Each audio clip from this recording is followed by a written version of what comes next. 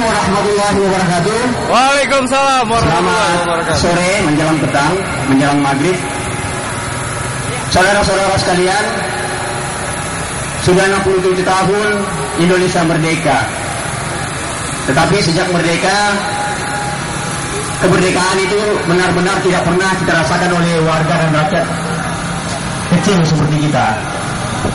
Setiap hari, setiap waktu, kita selalu membaca, melihat dan mendengarkan berita tentang penindasan rakyat di mana-mana dari Sabang sampai Merauke.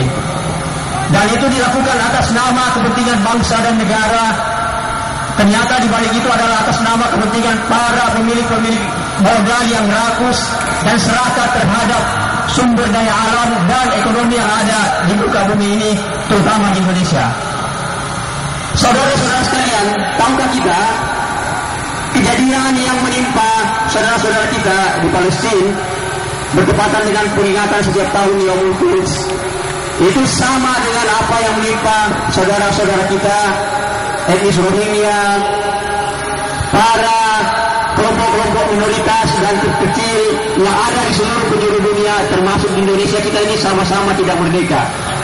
Kelakuan Zionis Israel, kelakuan junta militer Myanmar terhadap etnis Rohingya, kelakuan tentara-tentara Amerika di Afghanistan dan di mana-mana, itu sama juga dengan kelakuan aparat keamanan dan polisi kita yang ada di Indonesia yang atas nama kekuasaan berani menindas dan menembak warganya sendiri. Artinya apa? Militer dan tentara dan penguasa kita sama saja dengan orang-orang Zionis yang ada di Israel sana. Betul? Betul. Betul? Betul.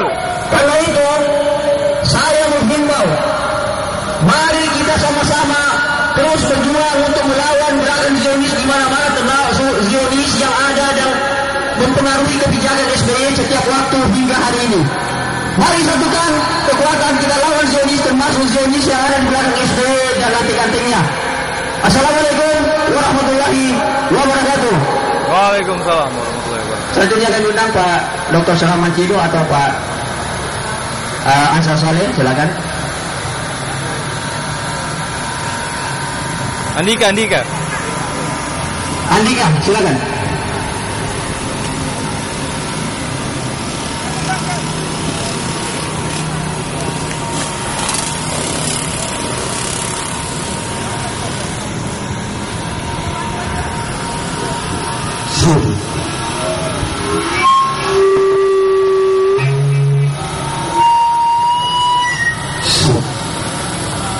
Bismillahirrahmanirrahim. Assalamualaikum warahmatullahi wabarakatuh.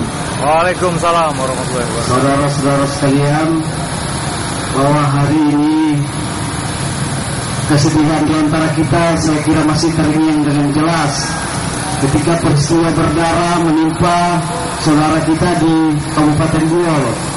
Ketika serangan berdarah dan mematikan dipertontonkan oleh aparat kepolisian.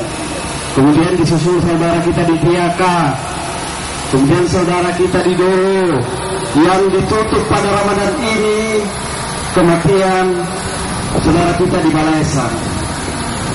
Nyaris tidak satu pun dari kasus-kasus ini yang lepas dari upaya perampasan tanah, dari perluasan sistem akumulasi pengelolaan sumber daya alam yang berbasis industri ekstraktif. Kenapa demikian saudara sekalian?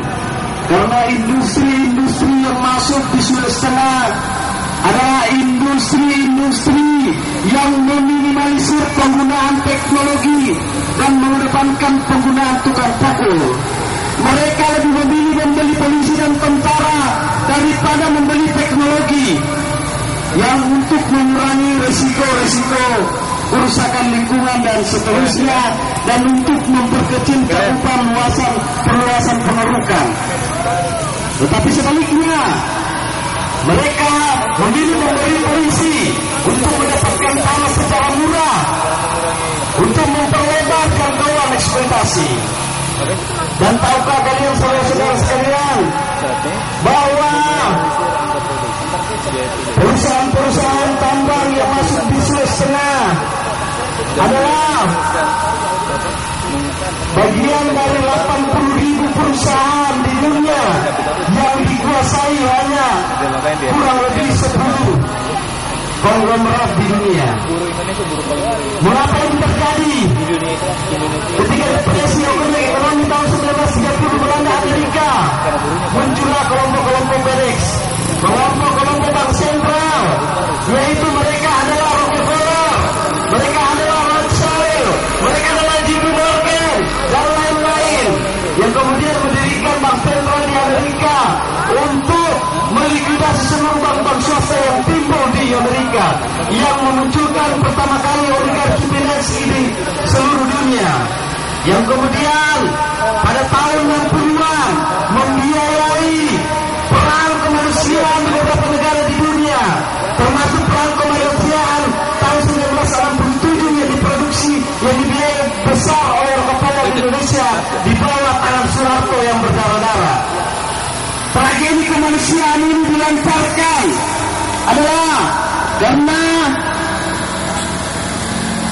bibit-bibit perlawanan di negara dunia ketiga terhadap kekuatan dan perluasan imperialisme dari negeri Paman Sam itu mengalami dan menemukan bentuknya. Maka tidak ada satu jalan pembangunan kediktatoran militer yang berselingkuh dengan kekuatan imperialisme di negara dunia ketiga dibiayai untuk mendukung proyek-proyek ini.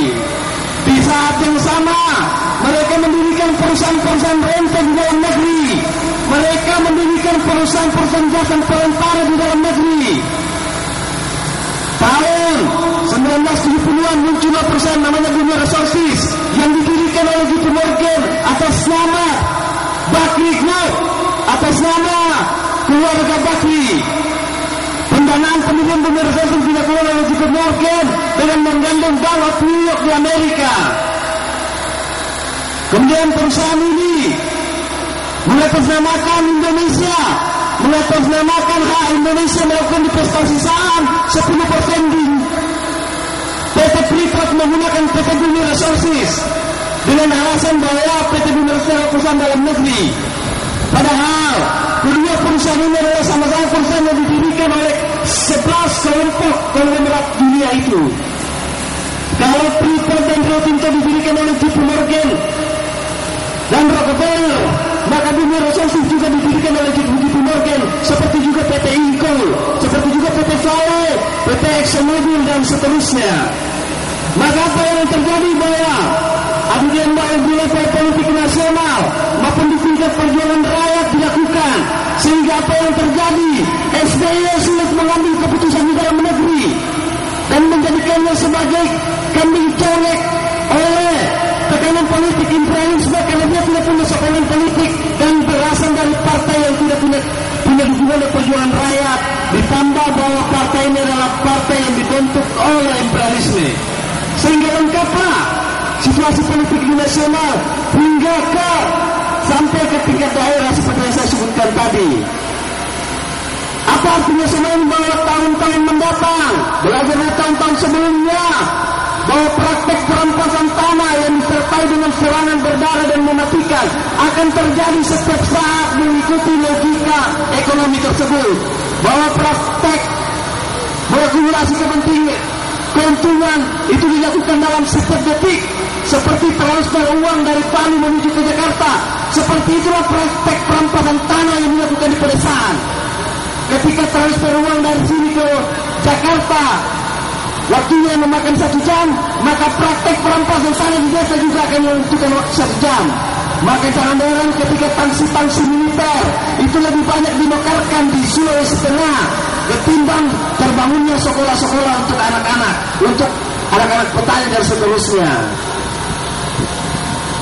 Di Poso terutama pemekaran tangsi-tangsi militer sejak dari masuk ke Kabupaten Wilayah Administrasi Poso sampai kepada ujung wilayah administrasi Poso dibangun taksi-taksi militer. Tapi di Dongi-Dongi, di Leuran Utara, pelayanan fasilitas sekolah tidak dibangun. Dan sentral komando teritori penanganan wilayah militer, operasi militer di Sulawesi Tengah dipusatkan di Tanah Poso. Kenapa kemudian? Karena segitiga eksploitasi mineral, pencarian jalur koridor MP3 yang akan tetap